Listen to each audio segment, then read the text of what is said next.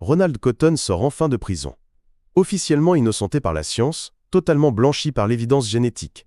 Libre, mais profondément marqué par plus d'une décennie d'injustice absolue. Pendant que Ronald découvre la liberté après tant d'années, Jennifer Thompson apprend la nouvelle par un journaliste de la télévision locale.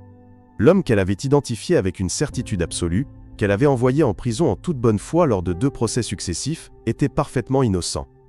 Le choc psychologique est d'une violence inouïe. Jennifer réalise brutalement qu'elle a détruit la vie d'un homme innocent, tout en permettant au véritable coupable de continuer ses agressions. Bobby Poole a effectivement violé plusieurs autres femmes pendant que Ronald croupissait injustement derrière les barreaux. Cette révélation ébranle tous ses repères.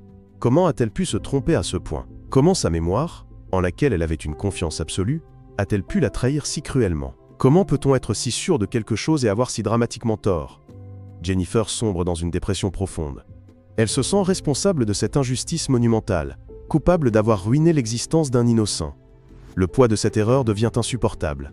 Elle consulte psychologues et psychiatres pour comprendre les mécanismes de sa méprise. 2 ans après la libération de Ronald, quelque chose d'extraordinaire et profondément humain se produit. Jennifer Thompson, rongée par la culpabilité, prend une décision courageuse. Elle veut rencontrer l'homme qu'elle a injustement envoyé en prison. La rencontre a lieu dans un petit café de Burlington, la ville où tout a commencé. Face à face, pour la première fois depuis les procès, la victime d'origine et l'innocent condamné se retrouvent dans un contexte apaisé.